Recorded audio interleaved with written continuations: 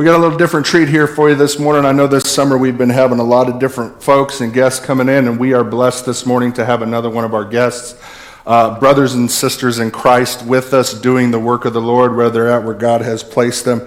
This morning we have Pat and Kerry Hubbartt with us today, and they're going to give to you a presentation about Cookson Hills Ministries. So if you'd give them your attention and welcome them.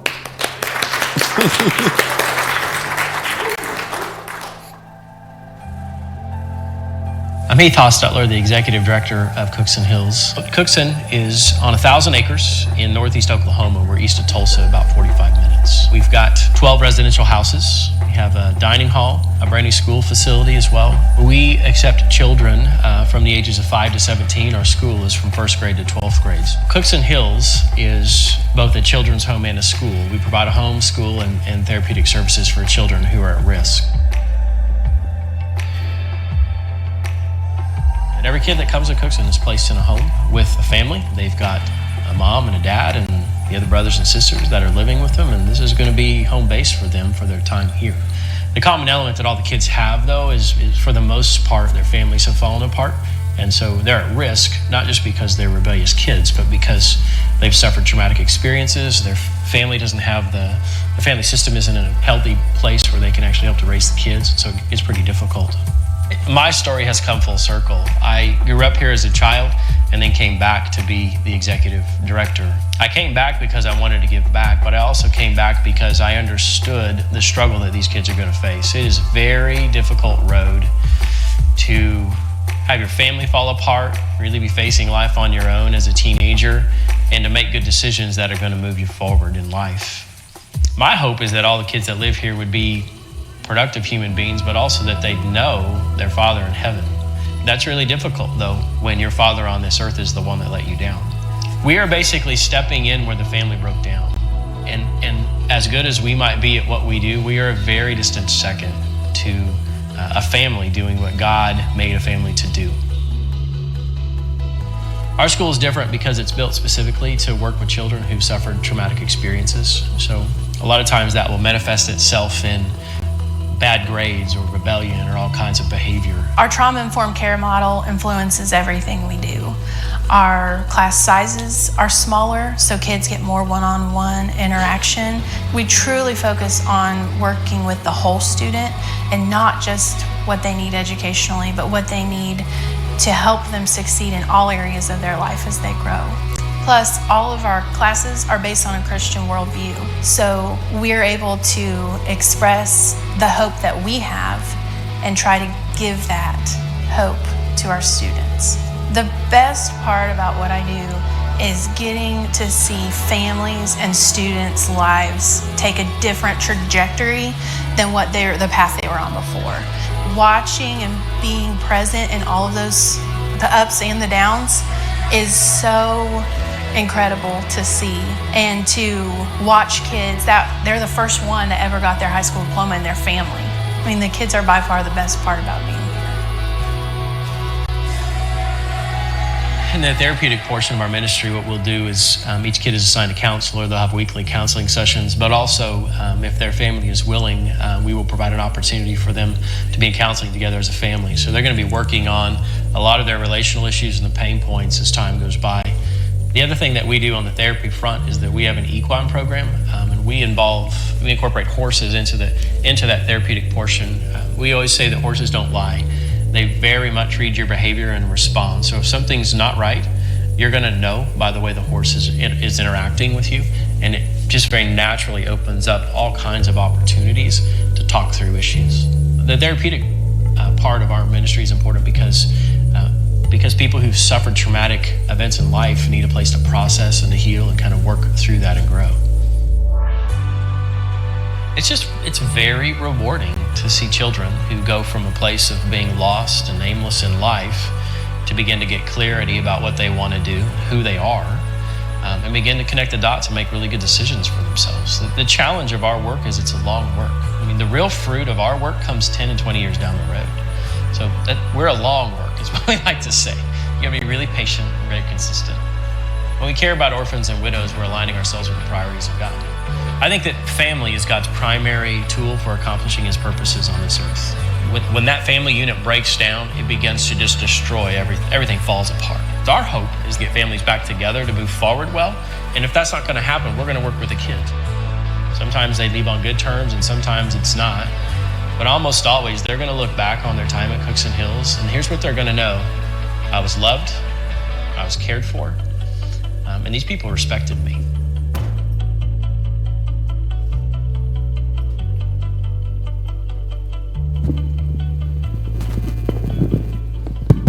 All right, good morning. Well, first of all, we just want to thank you guys for having us and allowing us to come talk about Cookson Hills. My name's Pat Hubbartt, and this is my wife, Kerry Hubbartt. And we do both work and live at Cookson Hills. And the video we just watched, that's footage of Cookson Hills. You know, that's what it looks like. Those are the real families. Those are how the kids and the people at Cookson Hills live. And this last year's been kind of crazy with COVID, and we normally get out more and visit and see our donors more and speak in the churches, and we're glad that we're getting to get back out and do that. So it's good to be back in the house of the Lord, worshiping with you guys, and we appreciate you guys having us come out and do that, and appreciate your support. Financial support. You guys have been financially supporting Cookson Hills for over 20 years. And so, without that support, we couldn't do what we do without you guys. So, and it's important work. And this morning, what we're going to do, Kerry and I are going to tell you a little bit about Cookson Hills, a little bit about us, what brought us to Cookson Hills. Talk about the home, the school, the therapy aspect of it, and tell you a little bit about that. Tell you some stories about some of the kids, and that you guys are impacting with your prayers and with your financial support. So I know that this church is a praying church. We've been working on doing this, getting out here for,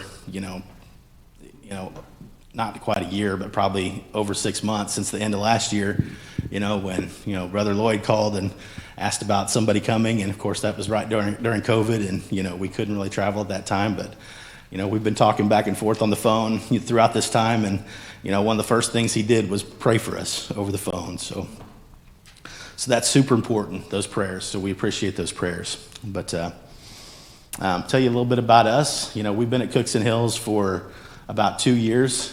Kerry's been working for 2 years at Cookson. I've been working at Cookson for about a year. Our church supported Cookson before we came here, and that's how we learned about Cookson, or how I learned about Cookson. Kerry actually had come out and done some service work at Cookson when she was in college at NSU in Tahlequah.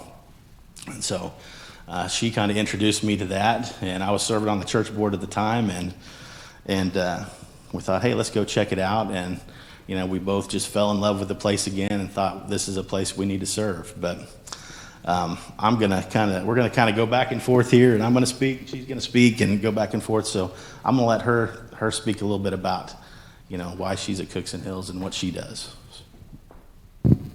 Good morning. Thank you so much for having us this morning, and we do appreciate your prayers and your support. So growing up as a child myself, I came from a divorced home, and I started going to church on my own. I grew up in a Baptist church, and I was part of a group called ACT Teens, if anyone knows what that is. But it's about missions. And through that group, I learned about missions. And as a teenager, I felt called to missions. But, as a teenager, you're thinking foreign missions, right? And so I felt called to that, but I didn't act on it. And then I went to college. And I was part of a group called Campus Christian Fellowship at Northeastern State University in Tahlequah. And our leader there took us on a trip to Cookson Hills. And when I got there, I was just like, wow, this is amazing. Like, I would love to be a part of something like this someday. Never in a million years would I have dreamed that I would have ended up there. Story goes on. I went through some trauma as a young adult, and I ended up going, God just led me, He took me from stepping stone to where I'm at today. Went through that trauma and then got out of that. And in my healing process, I went to work at a child development center, worked my way up from, well, I did every job in the place and became the director there, left there. And then I went and was in child welfare for a while in Oklahoma, learned more about trauma and more about the healing process and all of that. And then the next thing I know, one of our church members is saying, hey, Cookson Hills needs a social worker. You should go do that. And I'm like, I don't know. And so I kind of put it off for a while, but then it kept coming up. And I was like, all right. So I talked to Pat about it, told him about it, and I ended up applying for the Director of Children and Family Services, and took him out to Cookson Hills, and he was amazed. And then one thing led to another. I went through the first interview, passed that. Went through the second interview, passed that. And then I go to the on-campus interview, and I go through that, and I'm sitting there and I'm waiting. A few days later, and they call me and they offer me the job. And I'm just like, wow, this is amazing how God takes you from one point in your life and just puts stepping stone after stepping stone in your life to lead you to this point. And it is just amazing that I get to serve at Cookson Hills, and it was placed in my heart so many years ago. So then I'm going to let Pat tell a little bit about his perspective about coming from Cookson Hills. Well, I come out of a little different background than what Kerry does. So I didn't come out of a broken home. I had a father, mother. They've been married close to 60 years now, and a little different background than she did. And I really never had felt called to ministry before this time. But during this time, we went to church in Claremore, Church of God in Claremore, and at this time God was working on me at that time also. I didn't necessarily know that this was the ministry that I wanted to go into, but I felt the calling to ministry at that point.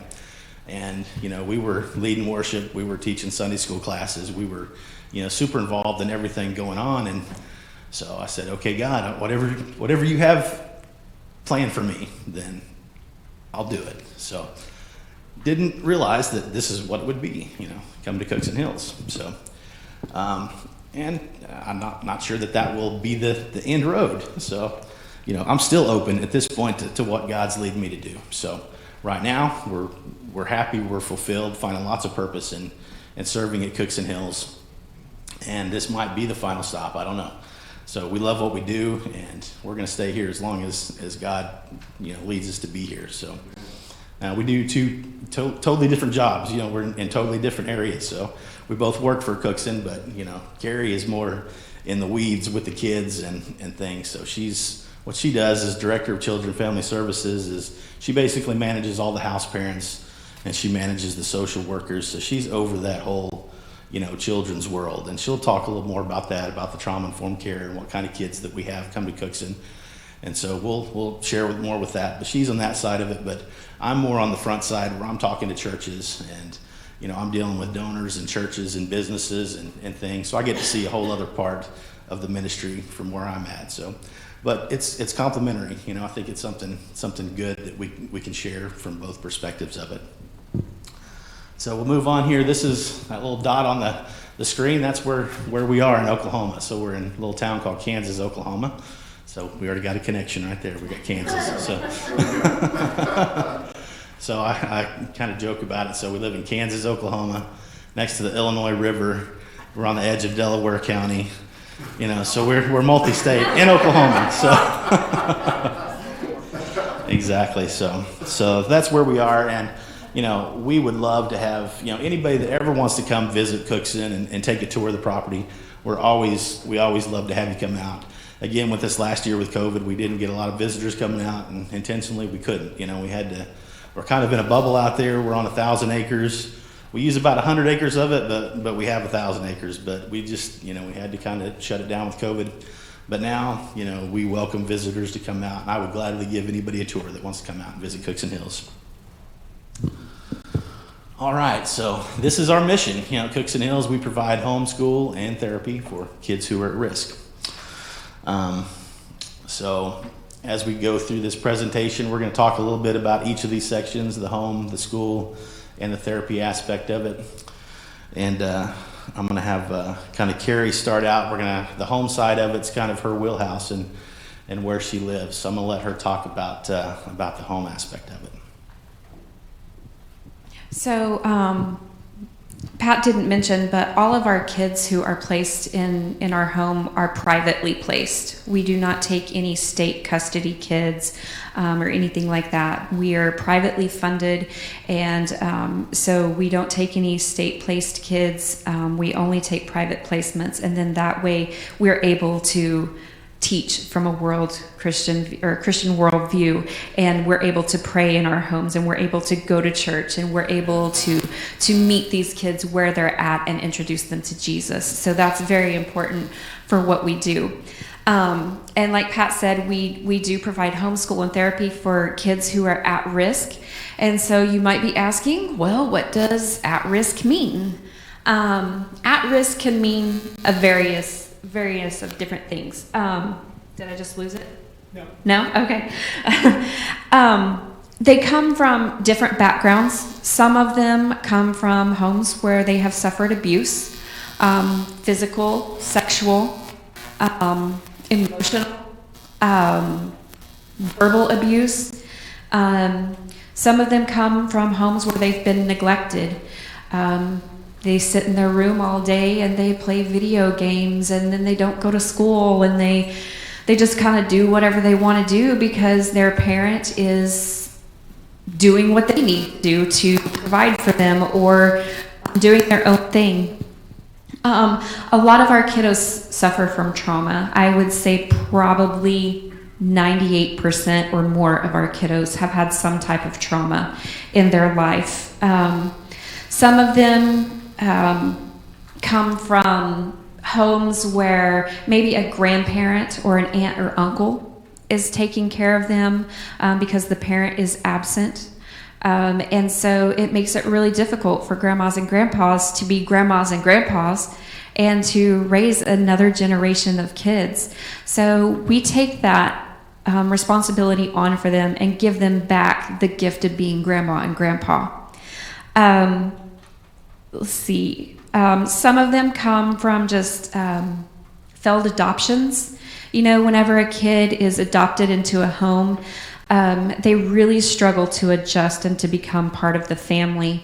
So there's a lot of resentment and anger and just healing that hasn't happened for them to be able to bond with their family. So the adoptive family is unable to or unknowledgeable of how to help them heal and help them with what they need. So we take that on. So we have a lot of adoptions that have just really struggled to adjust, and they just come to us for help. Some of the things that we do not do are things like some severe mental health issues, severe social behavioral issues, violence, or sexual encounters with other children, things like that, that just make it really difficult for us to provide adequate supervision for these kiddos. But we don't leave parents hanging. We send them a list of other places that might be able to help them. And so we also, in our school, we do not have a special education program. So if kids are unable to meet the standards of our school, then we don't take them either, because we can't help them. We try to take kids who we can help. It's not fair to bring a kid into our homes and then not be able to meet their needs. So we're very diligent about making sure that we can meet their needs before we accept them into our program. So that's a little bit about what the placements look like, and who we do accept into our program and who we don't.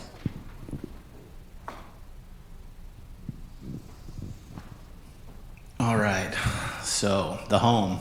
So all kids come to Cookson Hills to live within a family. They laugh, they grow, they help set the table. So a lot of these kids have never got a chance to really be a kid and be a part of a family. So a lot of these kids, maybe they were the responsible person. The parents, were drug addicts or alcoholics and were never there, and they were taking care of their little brothers and sisters, and they didn't get a chance to be a kid or know what it means to be a part of a family the way that God designed the family to be, with a mother and with a father. And so that's something that we strive for. So every child needs a home that provides love, structure, and spiritual guidance. Kids start their life at Cookson Hills by becoming part of a family. They move into a home with a mom and a dad and brothers and sisters. It's a place to grow, to heal, and to love them. And that's our goal. So this is a picture of one of our homes. All of our homes look identical. If you saw them in the video, that was actually video of our homes. The only difference between homes is maybe color scheme and maybe a switching of the house parent quarters from one side to the other. But this is what our homes look like, and we're very proud of them. We haven't been in them very long, but maybe 5 years or something like that. Something like that. So 4 or 5 years we've been in the homes. So we're very excited about them, and I'm going to let Pat talk a little bit more about that. Yeah, this is just, I won't hit this too much, but this is kind of a floor plan of a home and how they live. So you see kind of the center section is, large living room, large kitchen, a dining room, and two laundry rooms. One of them's a safe room, tornado shelter, because, hey, it's Oklahoma. Kansas is the same way. You can expect that we're going to see a tornado every once in a while. And then there's off the living room, you've got 2 different wings on each side. So each of those has 3 bedrooms and a bath. So usually most of our houses are co-ed houses, so they're going to have boys and girls in it. So it's not, we don't do like a dorm style living like most people think. Oh, this is a children's home. It's, it's very sterile, clinical, white walls. It's hospital type thing. It's not, with us, it's a very nice house and they live in it. This is their home. And so, but, we also know that, all these kids have issues too that we have to manage. So, there are security systems on them, and we keep the boys on one side, the girls on the other side, but very nice. Some kids come from backgrounds where they've got, have things, but some come in with the clothes on their back and that's all they have. But, now they get to actually have a bedroom. They've got their own bed, their own closet, their own dresser, their own stuff. And so that's important to them. So we do have some homes. We do have some homes that are all boy or all girl, but most of them are going to be separated like that with boys and girls. So but that's one of our houses. So this is one of our house families right now. This is the Zamarone family. And we picked this picture because this just shows the diversity of our community here. We have all ages, all ethnic backgrounds, and this family has been with us for 3 years, I think. I think all those kids in that picture are gone now, with the exception of theirs. But whenever these kids come to us, they come in and we have an enrollment day. We meet with the child and their biological family or their custodial family, and we do what we call a plan of care. This plan of care is kind of has some categories in it. It's home, school, therapy, recreation, and spiritual spiritual aspects. So we talk to them, and we set goals. What does that look like? Now, whenever they come in, everyone's goals are the same, because it's basically we're adjusting, right? And then after 3 months, we revisit, and we do a plan of care every 6 months after that. About that 9-month marker, the plan really starts to become individualized, because they have adjusted, they've gotten to know, they're more comfortable with their family, they're more comfortable with their siblings, they're more comfortable in school, and we're really starting to see kind of some of the core issues that they're struggling with. So we individualize that plan of care to make it specific to them. Now, some of them, it's coming in and their goal is just to be cooperative, you know? But some of them dig a little deeper and they're like, I want to learn how to become a man of God. I want to learn how to play basketball. I want to learn how to cook meals. So we really individualize that based on what the child themselves needs. And it looks different for each one.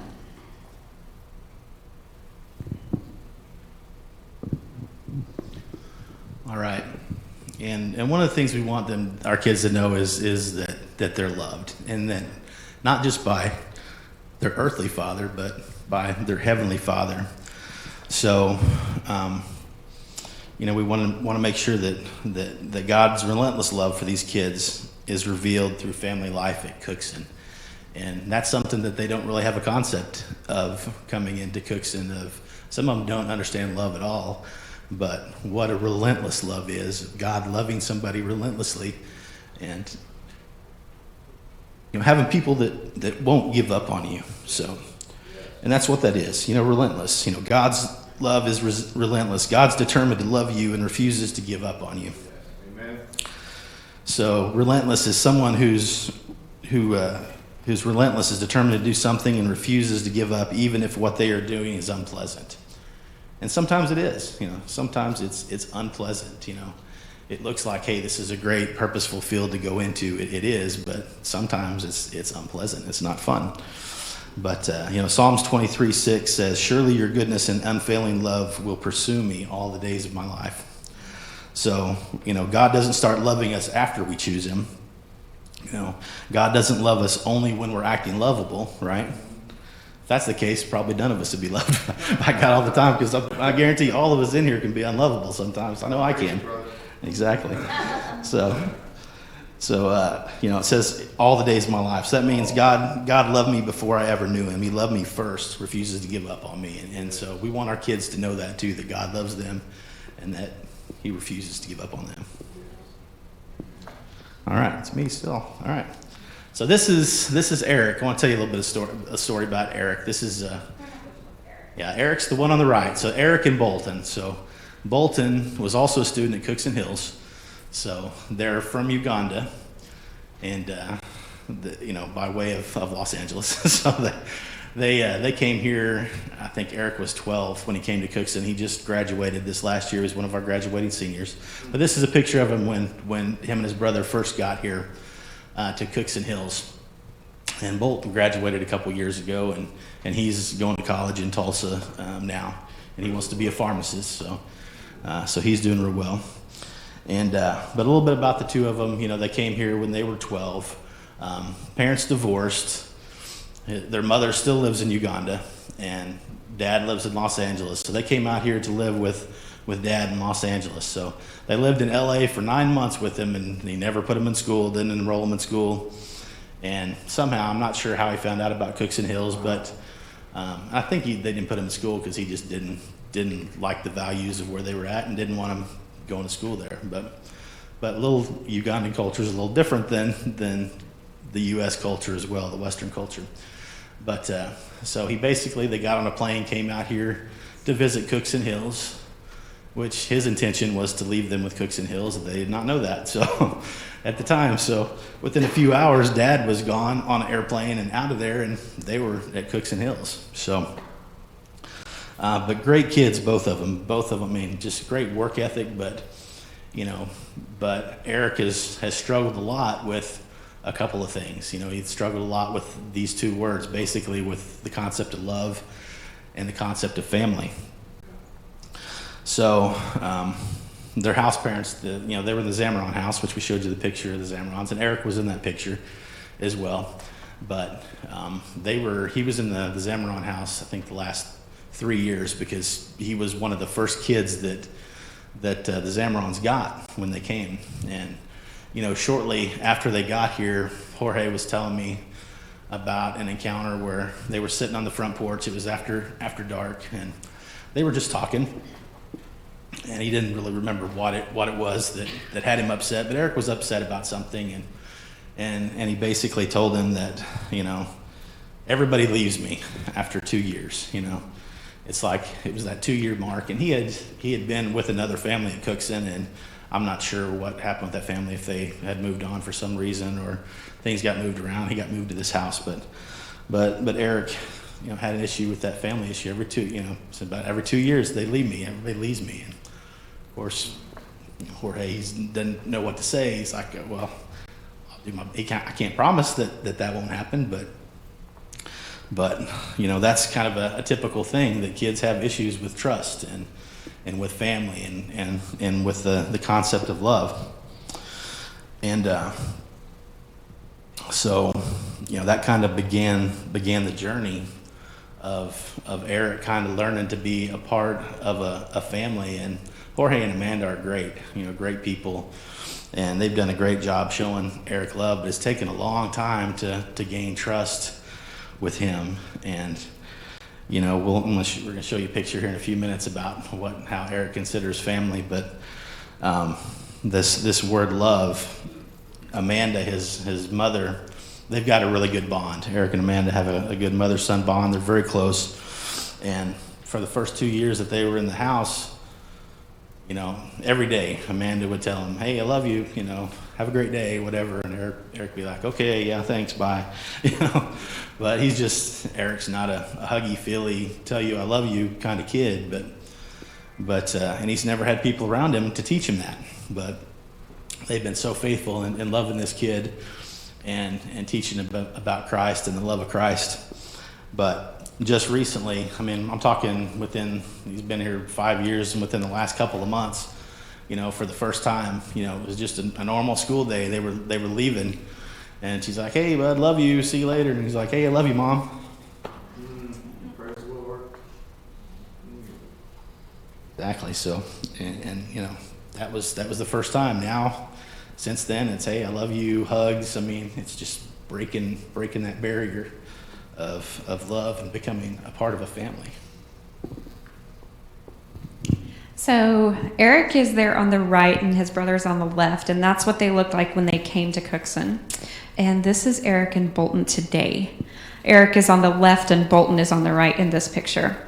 Eric holds a special place in my heart because he went through some things last year, and I got the privilege of being there with him, and for confidentiality purposes, I can't share what that was, but I got to spend some significant, important time with Eric last year, and so he holds a special place in my heart. But this is Eric at his NTC graduation. Eric went to, just about 5 miles from Cookson Hills, we have Northeastern Technology Center, which is a vocational technology center, and our kids, whenever they become juniors, can go and participate in extra credits there at that school for 2 years. They can do automotives, welding, electrical, cosmetology, health careers, and business. Eric he was in the electrical program, and he graduated this year from that electrical program. And not only did he graduate, but he was also awarded the Electrical Honor Society. He was part of the Technology Honor Society. And then he was also the first student ever to receive the Electrical Student of the Year 2 years in a row. So this is a picture at his graduation, and the way this kind of worked was all the students were sitting over to the left and the presenters were up here and all the family was sitting out here, and the students would come up and get their diploma, and then they would take a picture of them with the guy standing there to the left of him with his thumb up. So most of the kids, they were just coming up and they were taking their picture. Eric comes up there and he goes, no. Turn around. I want my whole family here. So he turns around and he pushes chairs aside and he brings his whole family in. And you can see there on the left is his little sister Eliana and his house parents Amanda and Jorge. And then next to Amanda in the blue shirt is Grandma Wilkinson. Eric and Grandma Wilkinson have a special bond as well. Grandma has been at Cookson Hills for close to 50 years. So she's there. And then the guy with his thumb up, that was just one of the presenters that was there. But the redhead behind him, that was one of his fellow seniors. And then the principal next to her, Mrs. Jackson, and then his other senior classmate right behind him. And then some other respite house parents, Debbie and Mike Tinkler, and then his brother back there, and someone who formerly went to Cookson, and then myself, and then my daughter, she got kind of cut off. I don't know why, but she got cut off. But he specifically invited all of us to his graduation. And he wanted us to be in his picture. And it was really important for him. And so they were like, okay, well, we'll do this Eric's way. So. Yeah, and just circling back to that story of, the issue with the words family and love, that's family to Eric right there. So, and that's what we want all our kids to feel. It's, Cookson Hills is a community of people who love each other, and love on each other and love on these kids. So they get a lot of grandmas and grandpas and uncles and aunts and stuff when they're out there. So a lot of cheerleaders for them. So. All right, so we're going to switch gears a little bit and talk about our school for a little bit. So you guys saw some pictures of our school. Really, really proud of our school. Our school it was built and finished in 2017 when we opened it. But it is a state-of-the-art school. I mean, I don't think there's any better public school or private school out there that a kid could attend. Whether the facilities or just the instructors that are teaching. So they enroll in school, they learn, they play sports, they make friends. So kids at Cookson Hills attend our fully accredited private K through 12th grade Christian school, which if you guys get our newsletters and stuff, you probably saw that last year we were able to put in a kindergarten for the first time. So up to that point, we were having to take kindergartners and bus them up to Kansas public schools, and so we don't have to do that any longer. So now we have kindergarten through 12th grade. Christian school students arrive throughout the year, so year-round sessions give them the opportunity to easily jump into a class. Educational gaps such as lacking a basic foundation, struggling with reading, failing subjects, or excessive absences are common prior to enrollment. So that's a common thing for kids to come in and they're behind. It's not because they're not intelligent. I mean, these kids are smart, but due to their family situation, sometimes the kids just didn't go to school. So they're behind. And so we have ways to help catch them up and get them to where they need to be.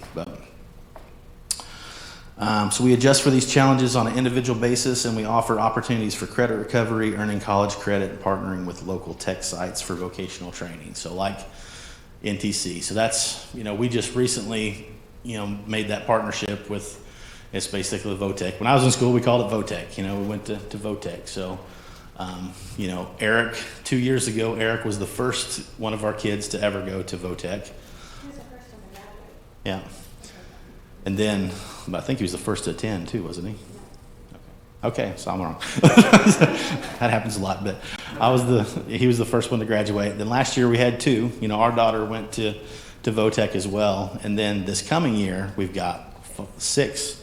So it's growing, having that opportunity for them to see not just what life is like in our school, but get to to go to a VOTEC and get some training for a vocation.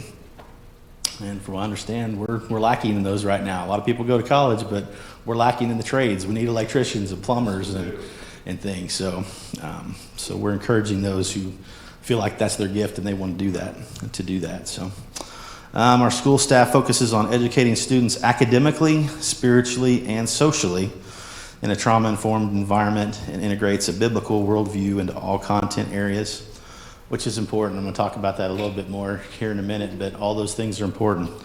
You know, the educational, academic aspect of it, the spiritual aspect that you get at Cookson Hills, and the trauma-informed. We've got small class sizes, so I think our average is about a 7-to-1. 7 kids, is that about right? About 7 kids to one student, or to one teacher, excuse me. So it helps them get a little better, more one-on-one education. So I'm going to talk about trauma-informed care, a little bit about what that is, so I'm going to let Kerry talk about that. So our school, and actually our whole campus, is trauma-informed. And what that just means is that we're knowledgeable of trauma, how that comes out in behaviors and feelings and things like that. But I also want to say that we're not only trauma-informed, but we're also trauma-responsive. And that's what this picture is about. A lot of times when our kids come to us, they come to us with big feelings. And they don't even know what those feelings are. They can't label them. They don't know why. They don't know what's going on. It's just too much for them to handle. But all of our staff understands that. Our teachers, our house parents, our maintenance crew, our office staff, everyone understands that. And so we create an environment that's safe and predictable for them. We try to establish a solid routine. We all are very, we communicate with one another. So like when a kiddo is having a hard day at home, the house parents will send a note to the teacher or a message to the teacher, hey, so-and-so's really struggling this morning. So just be aware of that. When they've had a bad day at school or when they've had a bad day in therapy, they send us emails saying, hey, they've had a really bad day. And so whenever they have these big feelings, part of being trauma-informed and trauma-responsive is giving them space to calm themselves, to regulate themselves again, to talk, to just find that inner peace again, right? So this is a picture of, it's called our ISS, which that's pretty common in lots of schools, in school suspension, but it really doesn't mean the same thing in our place because our kids can put themselves there. Whenever they are having big feelings that they can't handle, they can ask their teacher, can I go to ISS? I just need a minute. And so they're able to go there with no repercussions, no consequences, nothing like that. And they're able to do their work in a safe, quiet area and having people available to talk to if they want to. So this is a picture of a little girl who was having some big feelings that day. And she had come into ISS and she had climbed underneath the desk. Well, the legs sticking out from underneath that desk is our school principal. That is trauma responsive. That is trauma informed. She crawled underneath that desk with her and just sat there with her and listened to her big feelings until she was able to come out from underneath the desk and go back to class. So this is what trauma-informed care and trauma-responsive care looks like at Cookson Hills. What's next? Okay. Is there anybody in here that's a teacher? Can you imagine having that ability in the school where you were teaching to do those things? Or, 'cause I've known a lot of teachers, and it's messed up. The kids out in the public schools are struggling with things too, and those schools don't always have the ability to handle those the way that we would want to do it as a Christian person, and and are forced to teach things and that are not from a Christian worldview or worldview perspective, and aren't able to necessarily even be trained in the trauma-informed care. And so it's a blessing to be able to get these kids in and be able to teach them in the way that we do in our schools. So I'm going to go through this one kind of quickly because we're running out of time. But some of the highlights of our school is 67% of our students participate in our music arts program, which is kind of amazing because that's a pretty high number.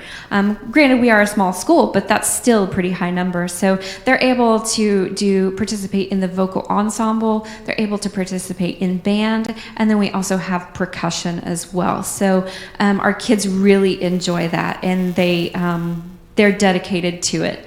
Our school also offers life skills to our kids year-round. So our seniors have to go through an independent living skills class. And so we're teaching them things like finances and insurance and things like that, what they're going to need to know whenever they leave. What does a budget look like? What's it going to cost for me to get an apartment and a car and car insurance and a cell phone? And, what am I going to need to know when I get out of here? 70% of our students are on honor roll, so that's pretty amazing too. Whenever they first come in, they struggle. They struggle a lot because they haven't had that consistency. But by the time they graduate, most of them are on the honor roll. What does that say? I can't see that. Oh, here. All of our graduates from the class of 2021 are entering college or continuing vocational training. One is going to JBU in Arkansas. One is going to East Central, I think, in Ada, Oklahoma. And then Eric is going to continue his electrical training in Tulsa.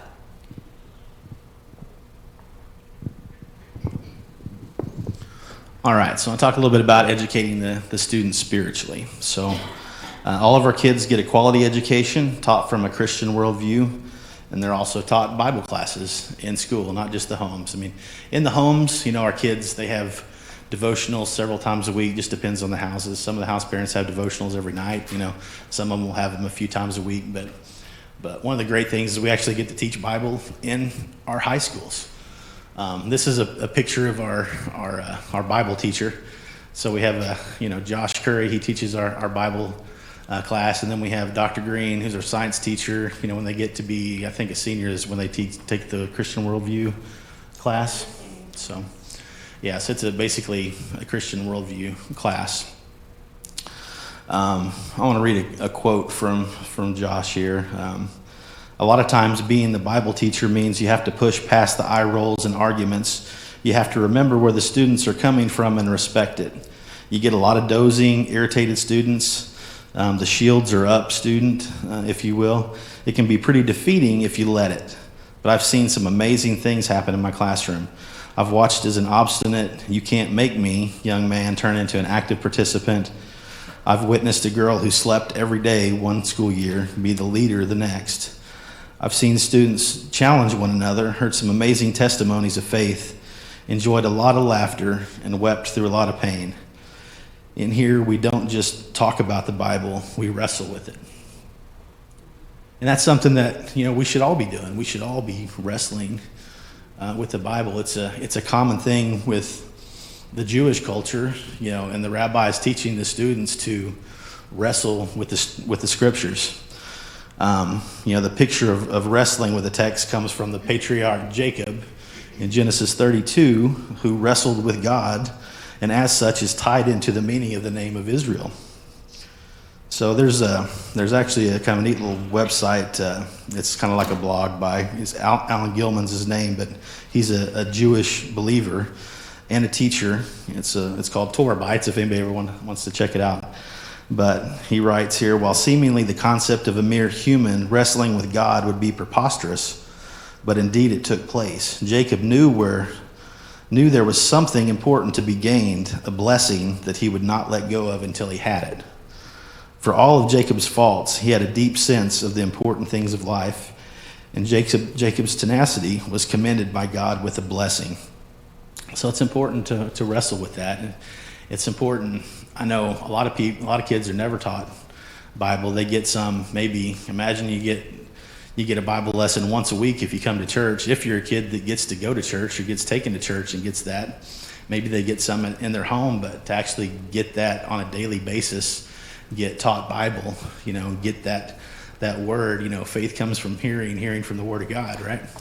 So that's how we get faith. Faith is spoken into us. And so these kids get faith spoken into them on a regular basis. And so we think that's really important, and they get a chance to wrestle with that, wrestle with those scriptures and make their faith their own.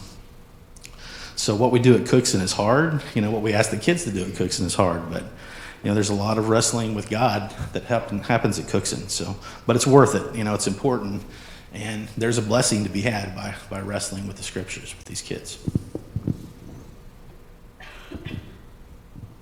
So now a little bit about therapy. So when our kids come to us, they do lack trust, and so it takes a little bit of time. But we offer them a place where they're able to meet with a counselor. We partner with a group of counselors out of Tahlequah, Oklahoma. They come and they visit with our kids, every single one of our place kids, every week. So we don't have to take them anywhere, but they come to us. So they're able to talk, they're able to ride horses, they're able to work with the horses, and hopefully whenever they leave us, they're leaving us better than what they came. Really, our goal is to help them find healing so that they can know who they are in Christ, and they can take that out and share that with the world. We want them to not only get what we're giving them, but we want them to share that with others as they go out as well. One of the neat things that we've done this past year was we are now a certified egalitherapy facility. So our therapist and our equine specialist have gone at various times over this past year and learned how to facilitate equine-assisted growth and learning therapy. And so that's really important for our kids. And we're just getting started in this. Before we were EGALA certified, we were doing social and emotional intelligence training with them, which we still do that as well. But this kind of goes a little deeper. The horses really give you insight into what's really going on. They can go into this arena and they can be working with this horse, and for some reason this horse just will not listen to them and will not do what they want him to do. And the therapist will go, does that remind you of anyone? And they're like, okay. So the horses really pick up on their emotions and what they're going through. And they'll take, 3 horses. And I remember a story of one student there was 3 horses in the arena. She was with her therapist and the equine specialist. And one horse was just standing off by itself. And they're like, what does this represent? And she's like, this is me outside my family. And so there's really a connection there that you just can't get in a therapy room. It's just really something that the horses just bring out. They help them relax. They take away that anxiety, or they help them reveal that anxiety.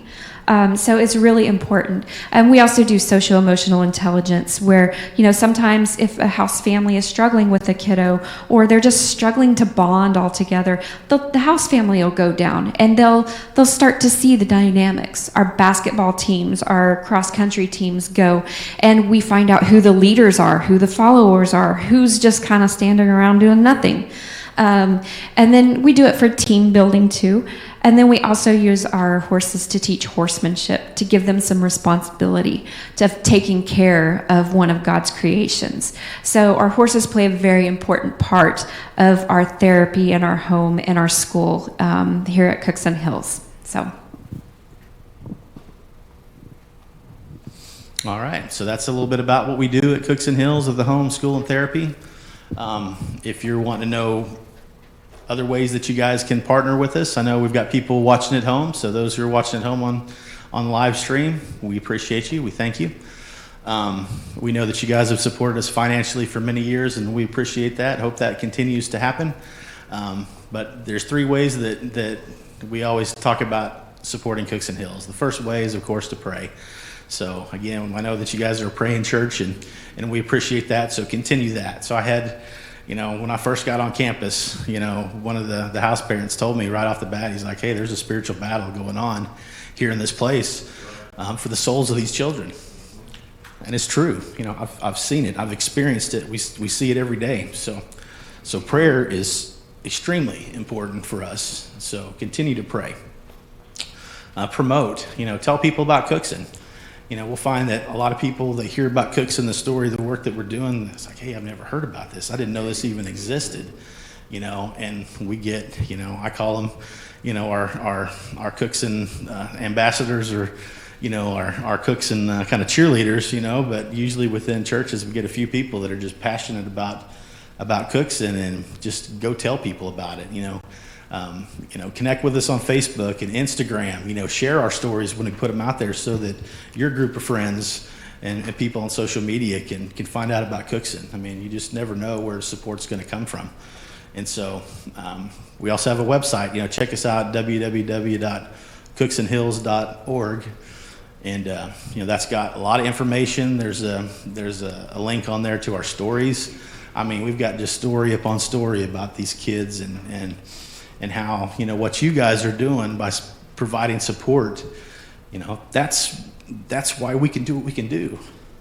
We couldn't do it without you guys providing that support. But those stories are wonderful for you to go through and look at. So promote, and plus, not just supporting us financially and things, but there's kids out there that need this. So you may know somebody that's here in the congregation, or a friend that's got a kid that needs these services.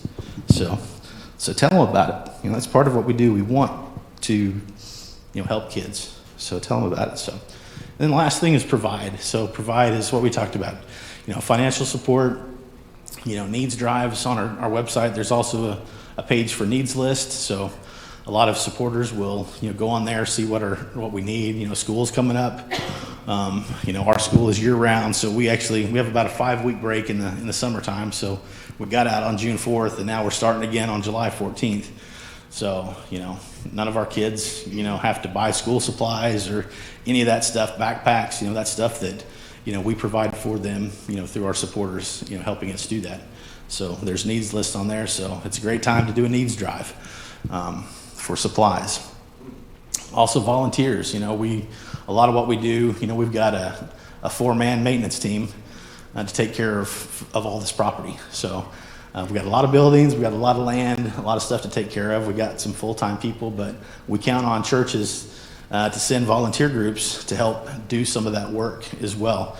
So if you guys, it doesn't matter whether it's skilled labor or unskilled labor, there's lots of stuff to do at Cookson Hills. So some of the churches will have teams of skilled carpenters and electricians, plumbers that will come out and do projects, and others will just come out and do some yard work, or string some fence, or power wash some houses, or all those things that still need to get done, that we count on our supporters to help us with. And you can imagine with a year like last year with COVID, where I think we had one group come last year, and that was our marriage retreat group towards the end of the year. So there was a lot of stuff that we couldn't do last year, and that kind of is what it is, but if that's on anybody's heart that they want to do something like that, put together a group, then just let me know. We'd love to have you come out and do that as well.